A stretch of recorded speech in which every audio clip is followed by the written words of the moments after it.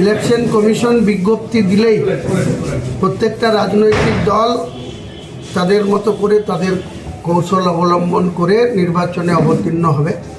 আমার নিজের প্রেডিকশন বা নিজের ধারণা, নিজের উপলব্ধি, বাংলায় যে শাসন চলছে মমতা বন্দ্যোপাধ্যায়ের নেতৃত্বে, তিনি নিজেকে মাটি মানুষের নেত্রী হিসাবে বারবার প্রমাণ করার চেষ্টা করেন।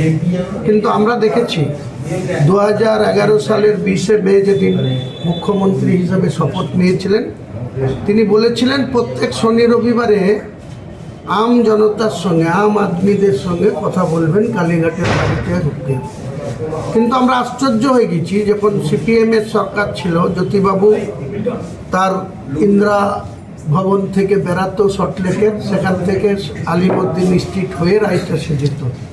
একইভাবে বুদ্ধবাবু 11 বছর মুখ্যমন্ত্রী, তিনি ওই বালিগঞ্জ তার বাসা থেকে বেড়াতো, তিনি আলিমুদ্দিন হয়ে রাইটাসে যেত, আবার রিটার্নের টাইমে আলিমুদ্দিন হয়ে তিনার বাসায় যেত।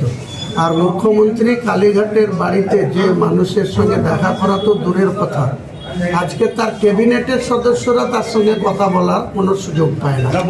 তার দলের বিধায়ক আমরা বহুবার বলেছি যে 5 মিনিট 2 মিনিটের জন্য আমাদের কিছু ডিমান্ড বা আমাদের কিছু আলোচনা করার জন্য কোনো সুযোগ কোনো দিন দেননি।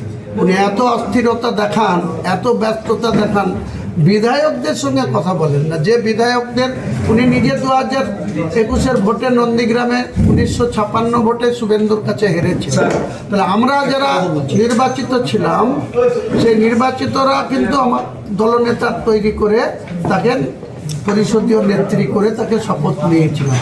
সেই তিনি বিধানসভায় দাঁড়িয়ে বলে তোমরা চুপ, আমি একাই 100। তাহলে উনি নিজেই সংবিধান মানেন না। 26-এ কি হবে? 26-এ হ্যাং অ্যাসেম্বলি হবে, কেউ মেজরিটি পাবে না। আমি দায়িত্ব নিয়ে বলছি। দাদা, জনতা উন্নয়ন পার্টি কতগুলো আসন পেতে পারে আশঙ্কা? আমি 100-র উপর পাবো। আমি 182টা আসনে লড়বো। 100-র উপর সিট জনতা উন্নয়ন পার্টির নির্বাচিত বিধায়ক যাবে। তারপরে পরিষদীয় মিটিং ডেকে পরিস্থিতি অনুযায়ী আমরা সিদ্ধান্ত নেব কার সঙ্গে সরকারে যাব, কার বিরোধিতায় যাব।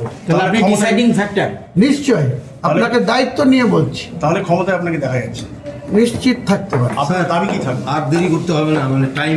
দাবি একটাই, বাংলার উন্নয়ন করা। বাংলার মানুষকে নিয়ে যে চোর বৃত্তি করছে, চাকরি বিক্রি করছে, পুজো নিয়ে ব্যস্ত, অন্য কিছু নিয়ে, খেলাধুলা নিয়ে ব্যস্ত, নিশ্চয়ই খেলাধুলা উৎসাহিত করবে।